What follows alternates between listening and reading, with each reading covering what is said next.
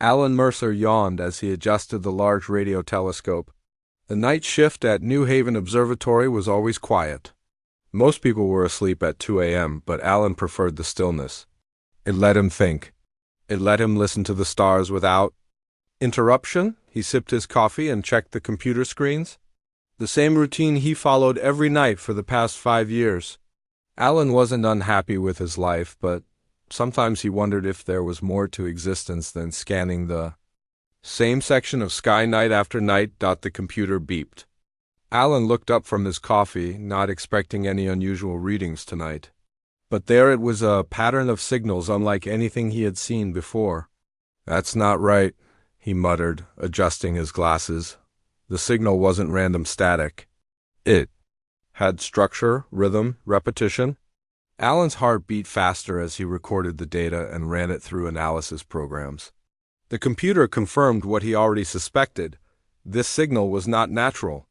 It came from the edge of the Andromeda galaxy, and it had patterns that suggested intelligence. Alan worked through the night, forgetting about time as he collected more data. When morning came, he rushed to Dr. Patel's office with his findings. "Slow down, Alan," Dr. Patel said, looking tired. "You're saying you found an alien signal?" "I'm not claiming it's aliens," Alan said, "but the pattern isn't natural. Look at these sequences." He spread the printouts on Dr. Patel's desk. They repeat in ways that suggest meaning. Dr. Patel frowned at the papers. "It's probably equipment malfunction, or maybe interference from a satellite." "I checked for those possibilities," Alan insisted. "This is something new." Dr. Patel handed the papers back. "Alan, we're scientists. We need to be careful about making extraordinary claims. Run more tests? If you still think it's something unusual after a week, we can discuss it again." Alan left the office feeling frustrated. He knew what he had found was important, but no one would listen. That evening, as Alan prepared to return to work, his phone rang. The caller ID showed unknown. "Hello?" Alan answered. "Mr. Mercer," a deep voice said. "My name is Frank. I understand you've detected something interesting." Alan frowned. "How do you know about that?" "That's not important. What matters is that you're right. The signal is real, and it's not the first time it's been detected." "Who are you?" Alan asked. "Someone who has been waiting for this signal to return. Meet me tomorrow at Riverside Park, near the old oak tree, 10 a.m. Come alone." The line went dead before Alan could respond. Meanwhile, across the country, Lisa Grant climbed out of a small airplane. The California sun felt good after a long test flight. As a former military pilot now working for private space companies, Lisa spent most days testing new aircraft designs. She walked toward the hangar, pulling off her helmet. A black car waited near the entrance. 2 men in dark suits stood beside it. "Miss Grant," one of them called. "We need to speak with you." Lisa approached cautiously. "Who are you?" The taller man showed her a government ID. "I'm Agent Clark. This is Agent Wells. We're with a special division of the Air Force. We need your expertise on something unusual." "I don't work for the military anymore," Lisa said. "We know," Agent Clark replied. "But this concerns your doctoral research on high-frequency wave patterns in upper atmosphere phenomena." Lisa stopped walking. Her research was not widely known. "What about it?" "We've detected something that matches your theoretical models." Agent Wells opened a laptop and showed her a video. It showed strange lights moving in Earth's orbit, following patterns that seemed deliberate. Lisa watched, her professional curiosity overcoming her reluctance. "When was this recorded?" 3 days ago. "The same pattern has appeared 6 times since then." Lisa studied the footage. "These movements, they're similar to what my equations predicted." "Exactly," Agent Clark said. "Whatever this is, it's growing. Stronger each day. We need someone who understands the mathematics behind it." Lisa looked up from the laptop. "Why come to me?" "The government has plenty of scientists." "Because your equations predicted this years ago, when everyone else said it was impossible," Agent Wells explained. "You were right when all the experts were wrong." Lisa thought for a moment. She had left government work to avoid getting pulled into classified projects, but this was different. This was connected to her research in ways she couldn't ignore. "What do you need from me?" she asked finally. "Come with us to analyze the data. Help us understand what we're dealing with." In a dark room thousands of miles away, a figure watched both Alan and Lisa on separate monitors. Known only as the Observer, this person had monitored unusual phenomena for decades. Photographs on the walls showed strange lights and objects. Dating back to the 1950s, the Observer typed notes on an old computer. "Signal has returned. Stronger than 1978 or 1996 appearances. 2 new variables detected, Mercer and Grant, both independently connected to pattern. Convergence likely within 7 days." The next morning, Alan met the mysterious Frank at Riverside Park. Frank was older than Alan expected, maybe in his 60s, with white hair and eyes that seemed to see everything. "The signal you found," Frank said without introduction, "contains a message." "How do you know?" Alan asked. "Because I helped decode part of it in 1978 when it first appeared. Then again in 1996, now it's back stronger than before." Frank handed Alan a folder. "Inside are the partial translations we made.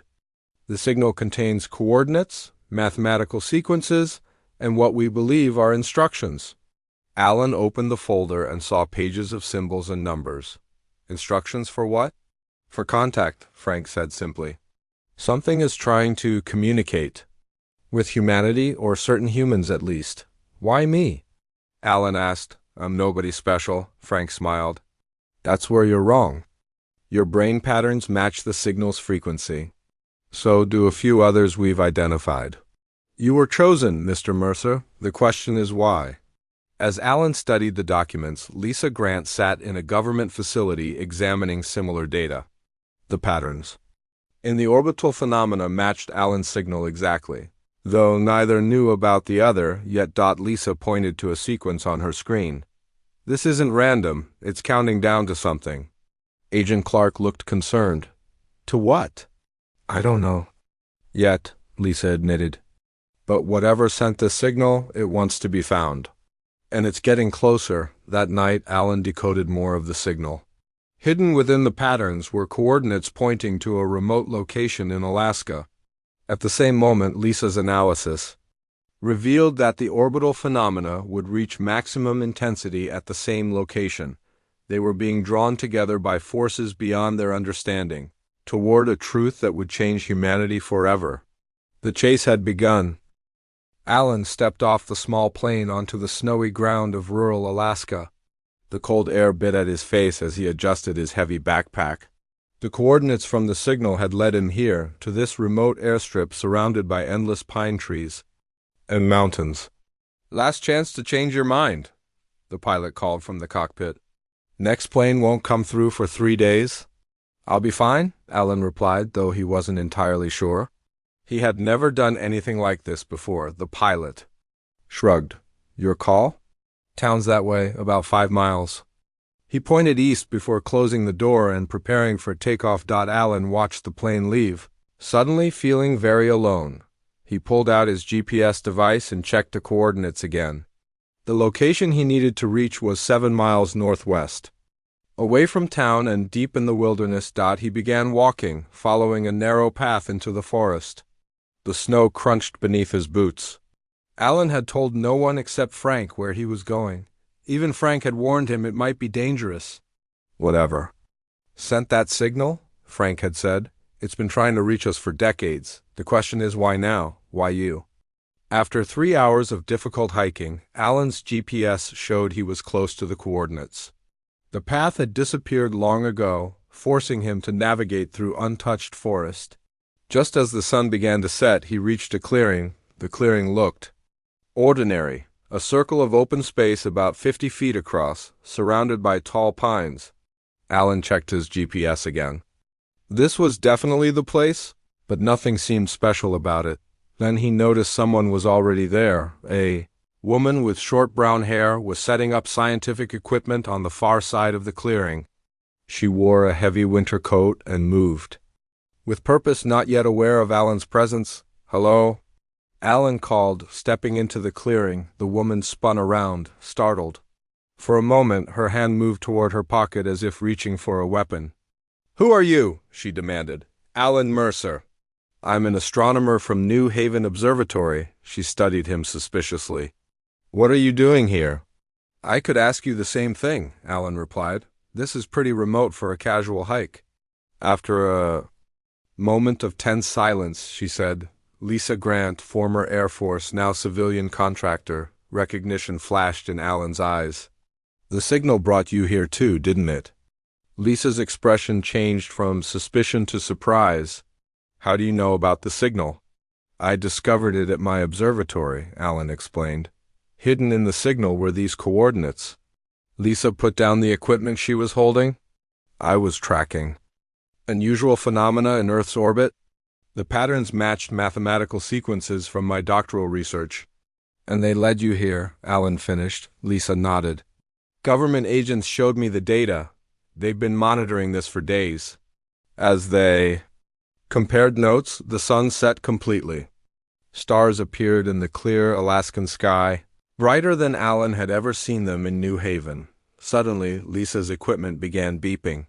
"That's strange," she said, checking the readings. "There's some kind of energy spike." Alan took out his compass and watched in amazement as the needle spun wildly. "Something's affecting the magnetic field." The air in the clearing seemed to thicken, like the moment before a lightning strike. Both Alan and Lisa felt a strange pressure in their ears. "We should set up camp," Lisa suggested. "Whatever's happening here, it's just beginning." They worked together to set up a small tent at the edge of the clearing.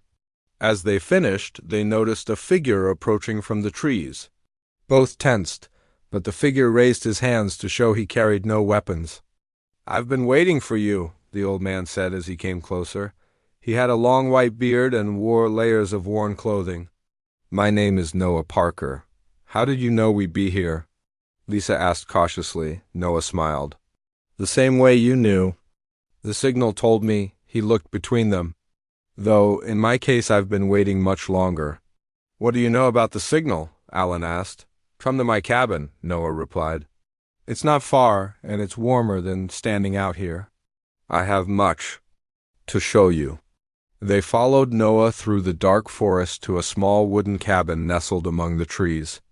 Inside, Alan and Lisa were amazed to find walls covered with star charts, mathematical equations, and old photographs. A ham radio setup sat in one corner next to modern computers and equipment.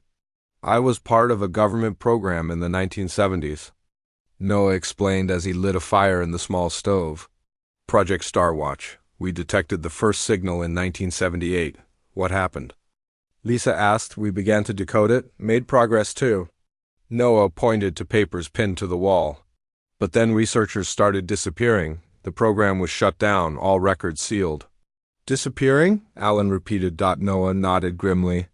3 of my colleagues ventured to this same clearing after decoding the coordinates. They never returned. "Yet you stayed in Alaska," Lisa noted. "I knew the signal would return," Noah said. "The patterns we decoded suggested a 17 to 18-year cycle." "Sure. Enough it returned in 1996, though weaker. Now it's back, stronger than ever." Alan examined the papers on the wall. "These calculations, they suggest this isn't just a signal from space." "You're right," Noah confirmed.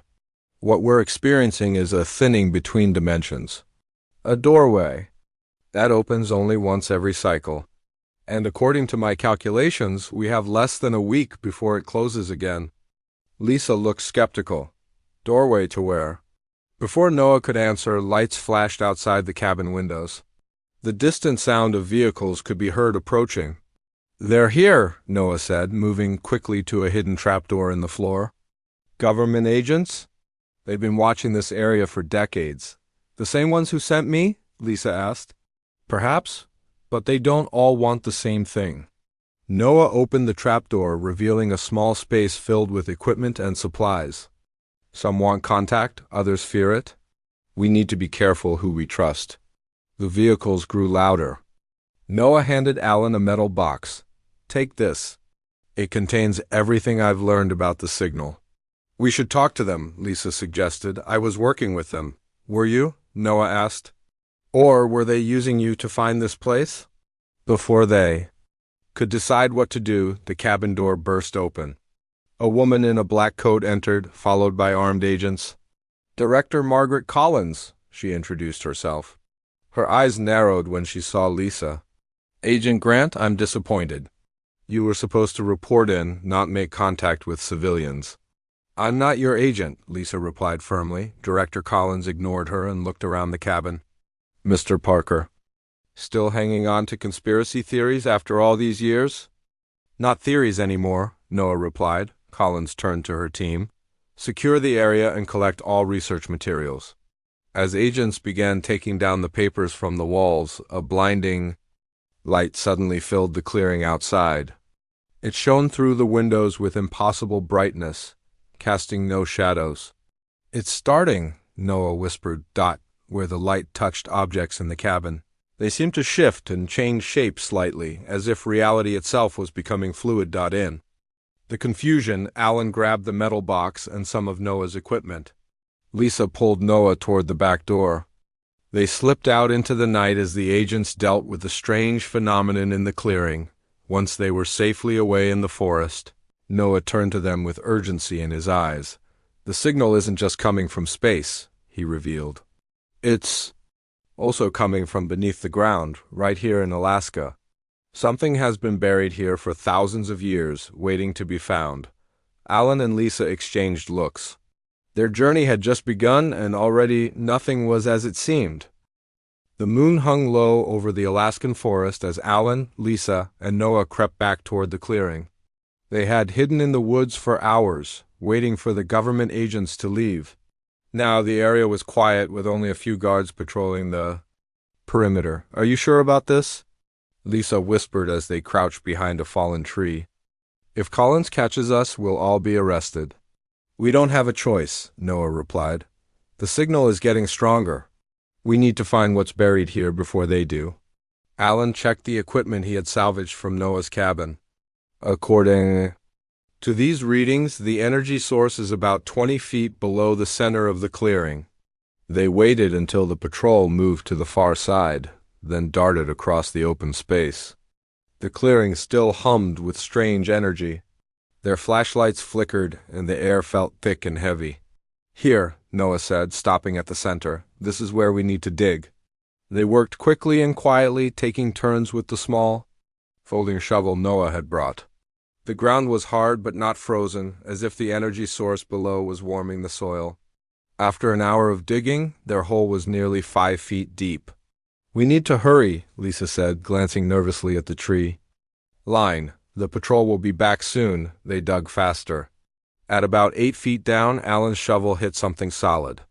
The sound was not like striking rock or ice, but more like metal. They cleared away more dirt, revealing a smooth, curved surface. What is it? Lisa asked, shining her flashlight into the hole. I'm not sure, Alan answered. He brushed away more soil with his hands. It's some kind of sphere. They continued digging around the object until they had exposed most of it. The sphere was about 3 feet in diameter, made of a metallic material that seemed to absorb and reflect light in unusual ways. Its surface was covered with symbols similar to those Alan had seen in the signal. Help me lift it out, Alan said. Together, they carefully raised the sphere from its resting place. Despite its size, it was surprisingly light. As soon as it cleared the sphere began to glow faintly with a blue-green light. It's warm, Lisa noted as they set it on the ground.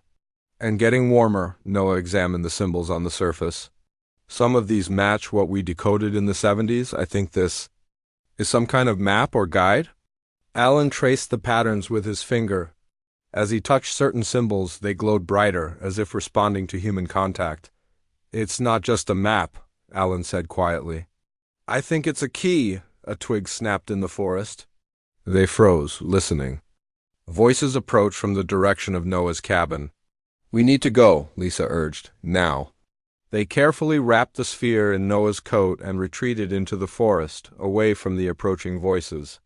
They walked for nearly an hour, putting distance between themselves and the clearing.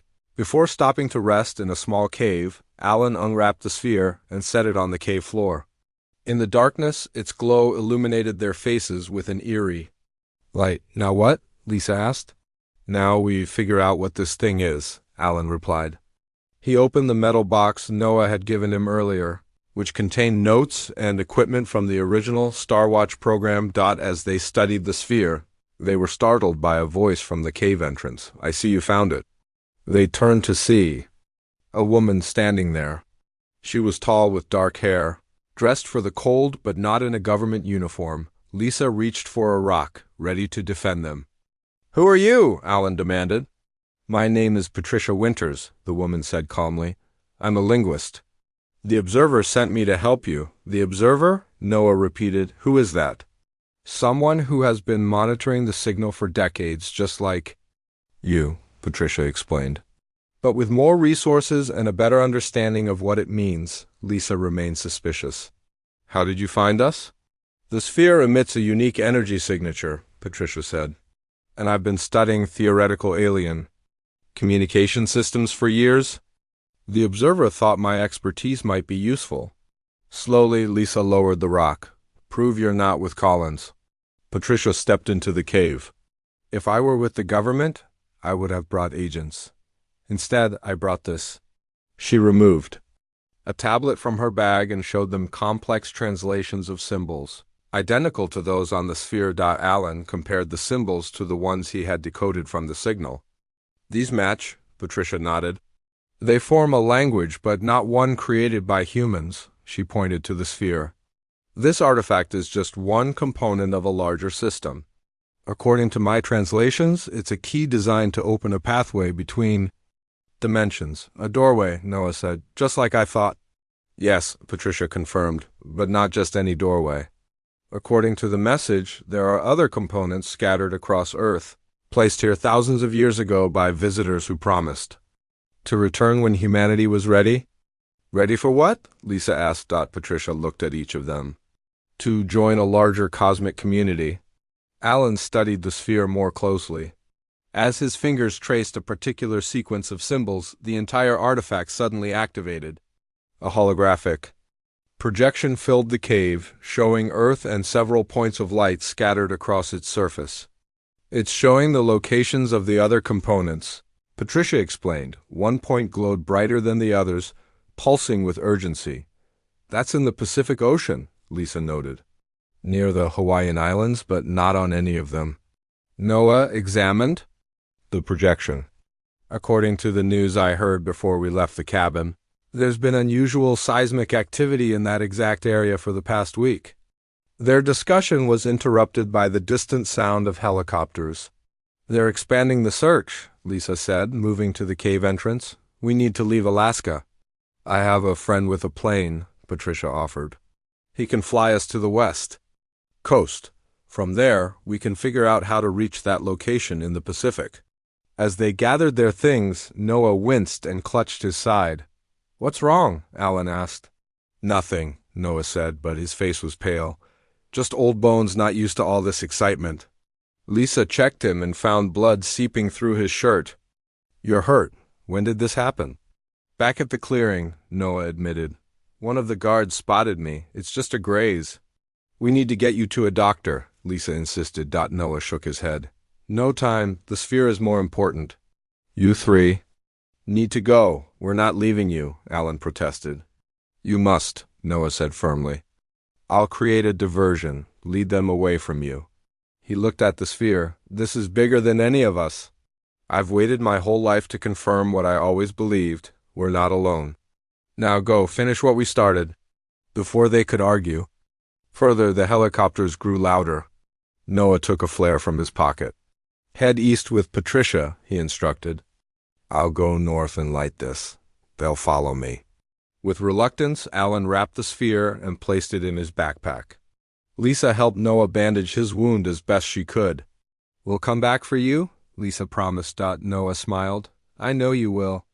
They parted ways at the cave entrance. As Alan, Lisa, and Patricia hurried east through the forest, they saw a flare light up the northern sky. The helicopters immediately changed direction, following the bright signal. "He's giving us a chance," Patricia sighed. We can't waste it. Hours later, they reached a small airfield where a man waited beside a twin-engine plane. Greg Hudson, he introduced himself as they approached. Patricia said you needed a ride. As far away from here as possible, Lisa confirmed Dot as they boarded. The plane, Alan looked back toward the mountains where they had left Noah, in his backpack. The sphere continued to glow, guiding them toward the next step in their journey and toward a truth that would change humanity forever. The small plane flew low over the Pacific Ocean. Alan watched the endless blue water through the window.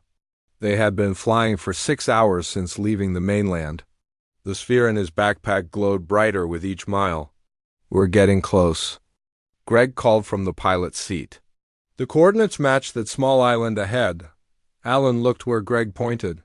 A tiny green dot rose from the ocean, surrounded by nothing but water for miles. That's not on any map I've ever seen, Lisa said, studying the navigation screen. Because it doesn't officially exist, Patricia explained.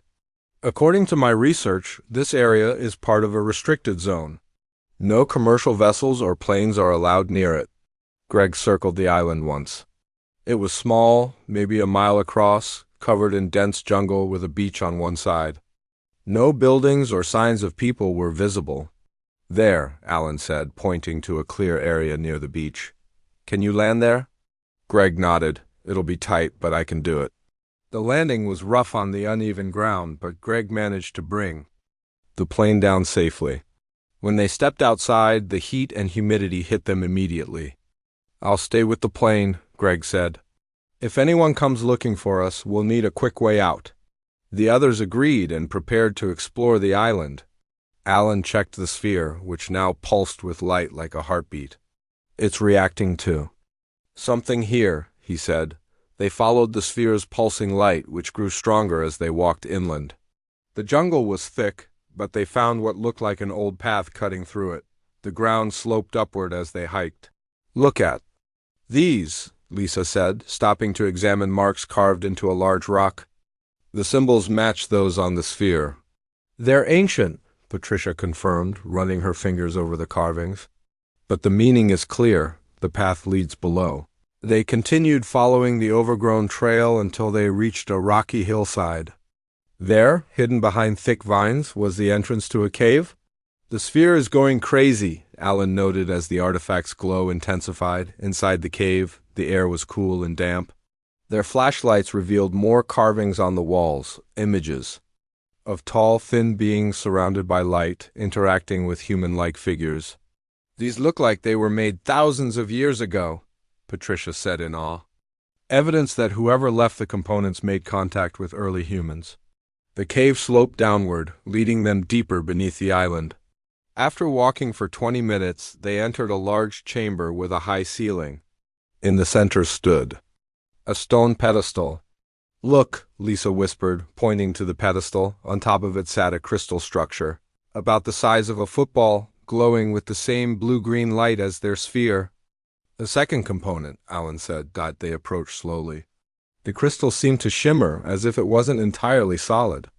According to the translations, Patricia said, this is called the resonator. It's designed to work with the sphere. Alan carefully removed the sphere from his backpack. As soon as he held it near the crystal, both objects began to vibrate. The lights pulsed in perfect harmony. What do we do? Lisa asked.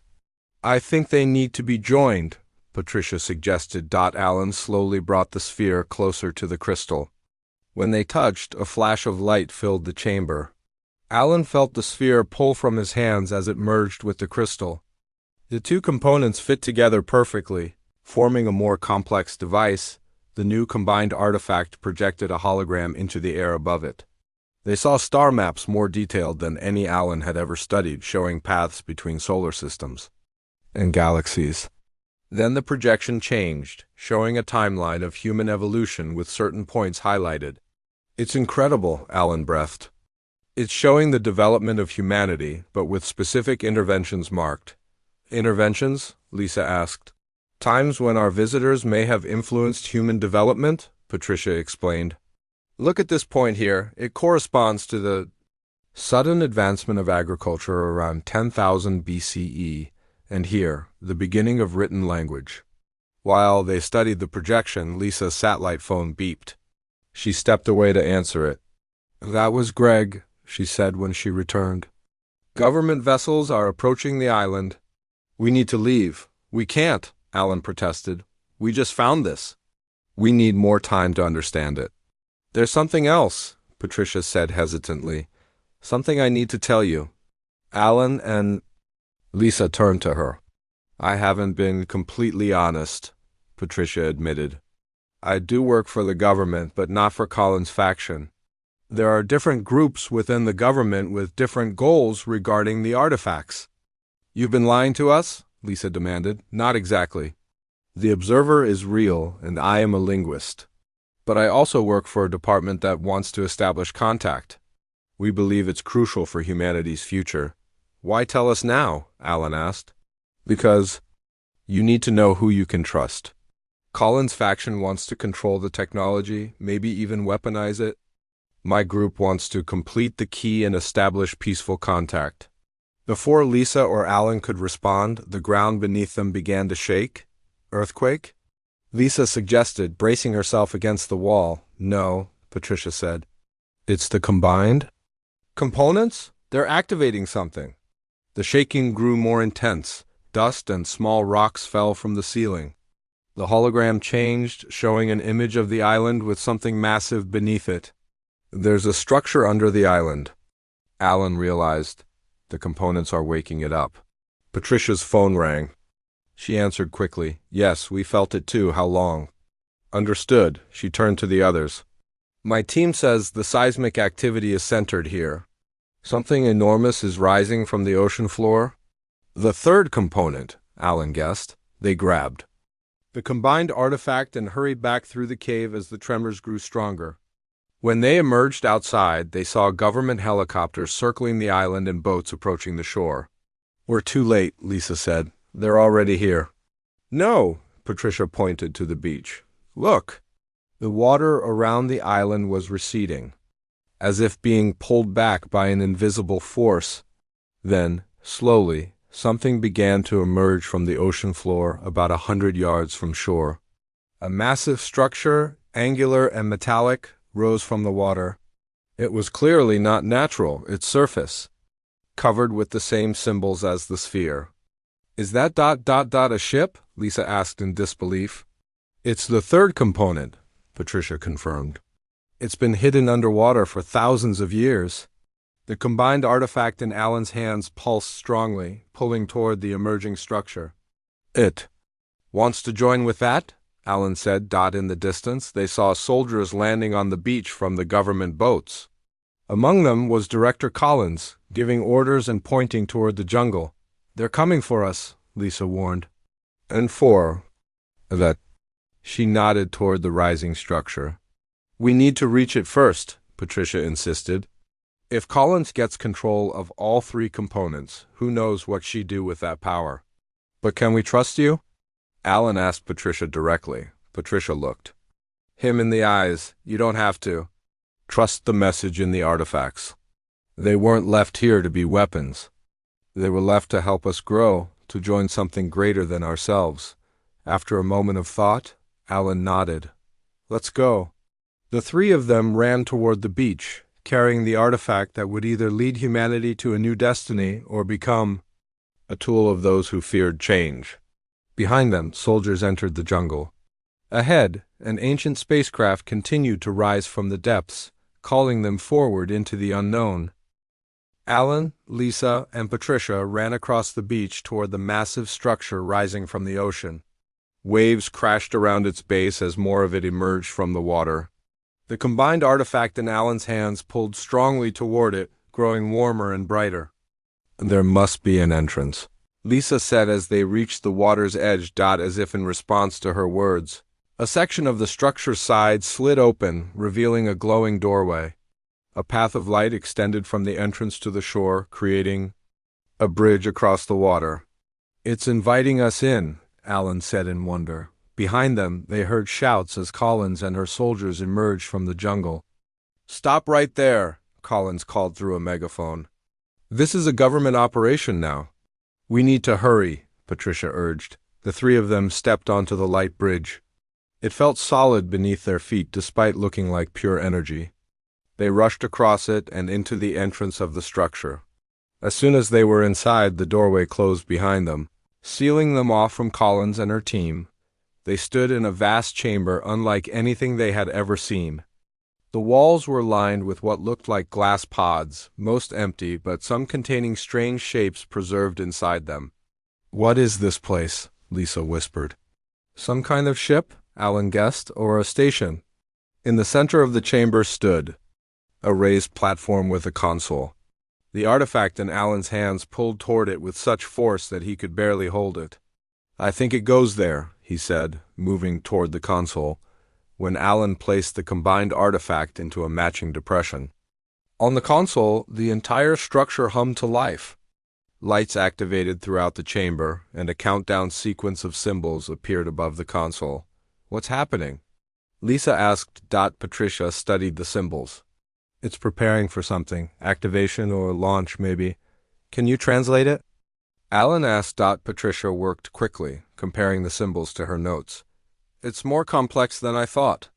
My faction believed this was preparation for the visitor's return, but these symbols suggest something else." Outside, they heard a loud noise as something heavy struck the structure's outer wall.